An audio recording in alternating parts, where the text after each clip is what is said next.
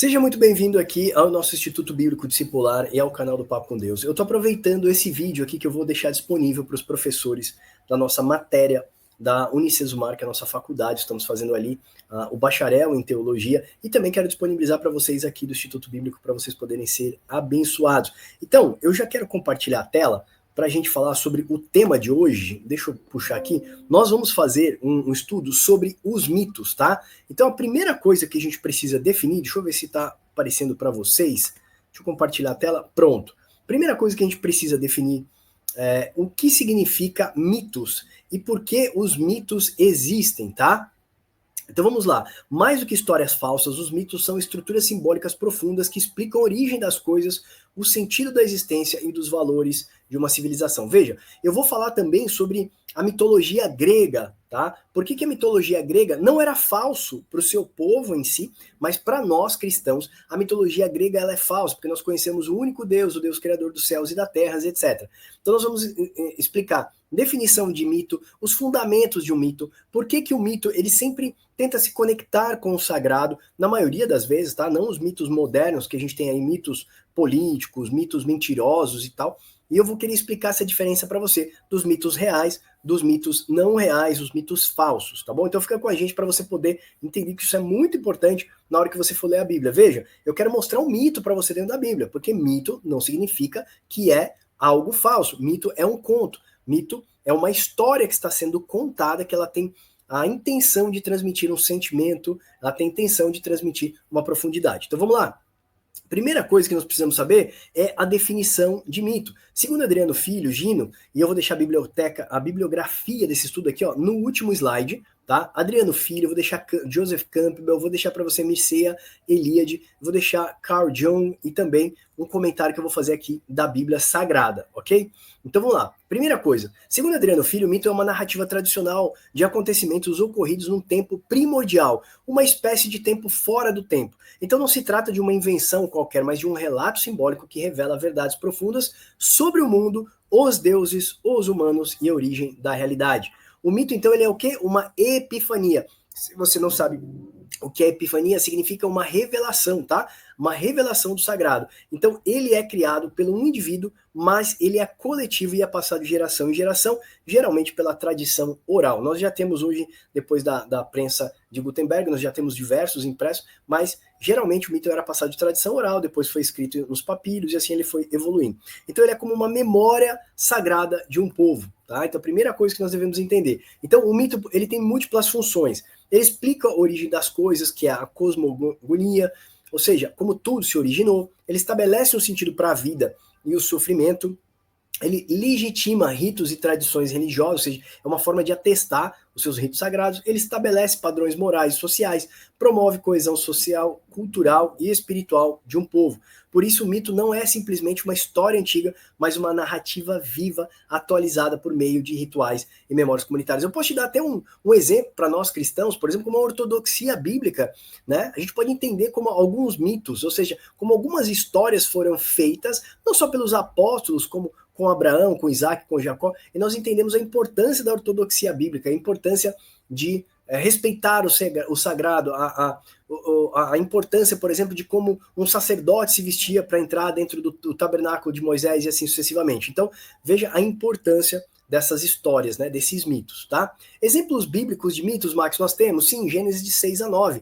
Na Bíblia, o mito do dilúvio mostra Deus castigando a humanidade corrupta, mas também revela a sua misericórdia ao preservar Noé e sua família. O arco ali, o arco-íris, ou o arco de Deus, ele é um símbolo da aliança e da renovação.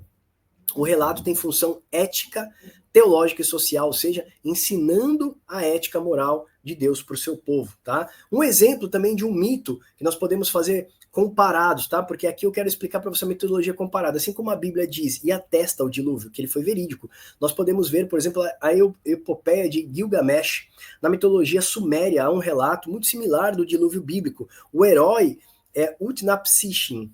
Ele é avisado pelos deuses sobre um dilúvio e ele constrói uma arca para sobreviver. E a função do mito aqui é a mesma que nós vemos escrita na Bíblia, é purificar a humanidade, ou seja, e recomeçar novamente a população da Terra. Então, nós podemos ter essa mitologia comparada aqui, e nós podemos ver diferentes culturas usando os mesmos símbolos semelhantes para expressar verdades universais. Os sumérios, se eu não me engano, o Dr. Rodrigo Silva já gravou um vídeo sobre isso, falando que os sumérios também falam da primeira mãe, que foi a mãe que originou todo o mundo, que era chamada de Iva, ou seja, a Bíblia fala que nós temos Adão e Eva, e nós temos aí dois mitos, ou seja, duas histórias sendo contadas para revelar o sagrado, revelar essa cosmogonia, ou seja, como foi tudo criado e como tudo se originou. Então isso é muito importante. Veja a importância dos mitos para a gente, tá? Desde que a gente consiga, obviamente, saber distinguir a mitologia verdadeira, a mitologia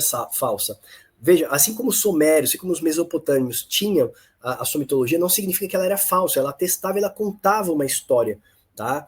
Da identidade consagrada, devemos respeitar isso. Obviamente que para nós, muitos mitos aí de deuses nós não acreditamos, porque somos cristãos e acreditamos no único Deus.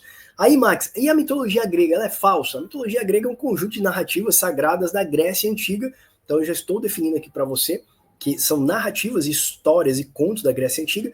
Essas histórias explicam também a origem do mundo, dos deuses, dos heróis, dos seres humanos, e nelas aparecem personagens como Zeus, que você tanto já ouviu falar, que é o deus supremo do Olimpo, Senhor dos céus, a Afrodite, que é a deusa do amor e da beleza, Hades, que é deus do mundo dos mortos, Apolo, Atena e Hércules e tantos outros que a gente já viu, não só em filmes também, como na bibliografia, que a gente já tem uma vasta bibliografia hoje em dia. Esses mitos foram passados oralmente e depois registrados em obras. Lembra que eu falei para vocês? Primeiramente é feito da forma oral, depois ele é registrado, como a obra, por exemplo, de Ilíada. Esse livro eu comecei a ler, se eu fosse vocês, a Odisseia de Homero, eu recomendo para vocês lerem, tá? Ou a Teogonia de Hesíodo, tá? Hesíodo, desculpa. Então, assim, mitologia, ela é falsa, mas esses mitos de verdade, Max, sobre esses deuses, eles são falsos? Depende do ponto de vista, tá? Do ponto de vista religioso moderno cristão, sim, os deuses da mitologia grega, não tem nem o que dizer, eles não são reais, eles são falsos, eles não existem como entidades divinas verdadeiras, portanto, não são verdadeiros no sentido literal ou espiritual, como o Deus bíblico, por exemplo. Mas do ponto de vista simbólico, cultural e psicológico, eles não são falsos, por quê? Porque representam aspectos profundos da alma humana, como o amor, a raiva, o medo e a justiça. Os mitos gregos, eles refletem de forma como os gregos viam o mundo e a sociedade divina, e eles foram fundamentais para a cultura ocidental, influenciando a filosofia, a arte, o teatro, a literatura e até mesmo a linguagem.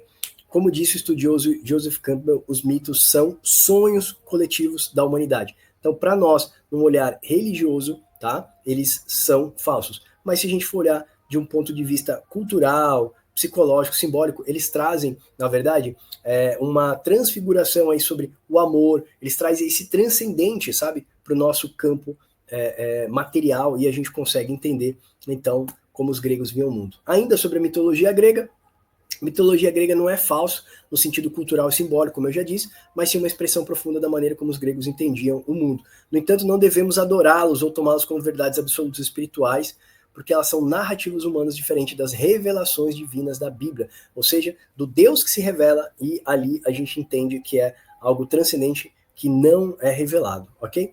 Ainda existem sim falsos mitos, ou mitos modernos que são criados com a intenção de manipular, mentir ou enganar. Por exemplo, quero te dar um exemplo aí de um mito falso, que são os mitos políticos ou as teorias da conspiração. É fácil você ver teoria da conspiração, é só você abrir vídeos no YouTube e digitar ali, por exemplo, sobre a besta que sobe do mar, a marca da besta, você vai ver diversas teorias das conspirações, ou seja, são mitos, são pessoas contando histórias, muitas vezes conectando com histórias do passado para tentar fundamentar uma falsa doutrina ou entendimento daquilo ali, tá? Portanto, o mito verdadeiro, ele é um símbolo que revela as verdades espirituais ou existenciais. Já os mitos mentirosos modernos são narrativas falsas com intenções manipulativas. Relevância para nós nos dias de hoje, tá? Os mitos continuam relevantes para nós, porque eles estão presentes na arte, nos filmes, em séries, em livros. Você já deve ter visto o filme Star Wars, Senhor dos Anéis, que tem toda uma história de uma terra distante, dos nórdicos e tal, e ali vai contando toda uma história, mas ele tem por trás a intenção de passar lições éticas, morais e culturais. Então eles influenciam discursos políticos, sociais, religiosos, desculpa, ajudam a compreender a psique humana, como destacou Carl Jung, que via mitos como expressões do inconsciente coletivo. Então, nas estruturas simbólicas de crenças modernas, inclusive no cristianismo contemporâneo, o mito é muito importante. O mito ainda é necessário porque ele organiza o caos e oferece sentido e conecta o ser humano ao sagrado.